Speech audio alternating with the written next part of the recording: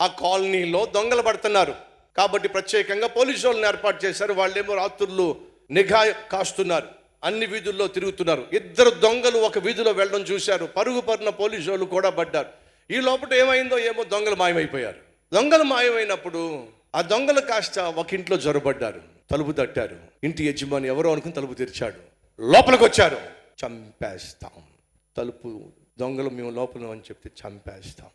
Gate తెరవబడి ఉంది. పోలీసులు వచ్చారు. వాళ్ళు వచ్చి తలుపు తట్టారు. ఇతను తలుపు తెరిచాడు.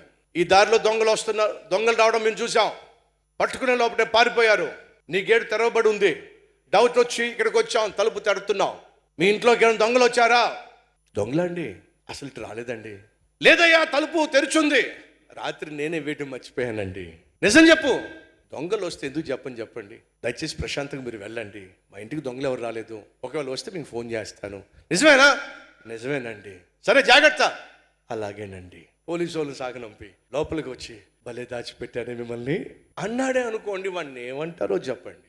ఆ దొంగలు ఒకడు పిచ్చోడ్లాగా ఉన్నాడు. రేడు పోలీసులు వచ్చినా సరే మనల్ని పట్టించుకుని దాచిపెట్టాడంటే ఇది పిచ్చోడా కాదా? పిచ్చోడైతే మనకెందుకు, పిచ్చోడు కాకపోతే మనకెందుకు? రాయ్, ఎక్కడెక్కడ ఏం పెట్టావు మొత్తం చూపించు. వాడు చూపించకపోయేసరికి పొడి చేశారు. వాళ్ళ భార్యకి చెప్పారు, ఎక్కడెక్కడ ఏం పెట్టారో కీస్ ఎక్కడైనా చెప్పు అని అంటే మొత్తం అంతా చూపించింది. మొత్తం దోచుకున్నారు. ఇవి మాత్రం బ్రతికొండం దేనికి విడిపోయిన తర్వాత పొడి చేసి వెళ్ళిపోయారు. ఇద్దరు చచ్చారు. ఇప్పుడు జాగ్రత్తగా వినండి. వాళ్ళు చేసింది కరెక్ట్ అంటారా కాదంటారా? ఇలాంటి పిచ్చోళ్ళు ఎవరైనా ఉంటారంటారా? చెప్పండి. ఎవరు ఉండరుగా. తమ కుటుంబాన్ని దోచుకునే, తమ ప్రాణాలు తీసేటటువంటి దొంగల్ని దాచిపెట్టే వాళ్ళు ప్రపంచంలో ఎవరైనా ఉంటారో? ఉంటే వాళ్ళని ఏమంటారు చెప్పండి? పిచ్చోళ్ళు అంటారు. ఈరోజు మనలో అనేక మంది చేయకూడని తప్పులు చేస్తున్నారు. శరీరాన్ని అపవిత్రపరుచుకుంటున్నారు.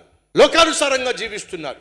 నోటి నిండా అబద్ధాలు, కళ్ళ నిండా కామం, తలంపులు తప్పిపోయి ఉన్నారు. శరీరం మలినమైపోతుంది. అన్యాయపు సంపాదన, అక్రమంగా సంపాదించడం అలవాటు పడిపోయారు.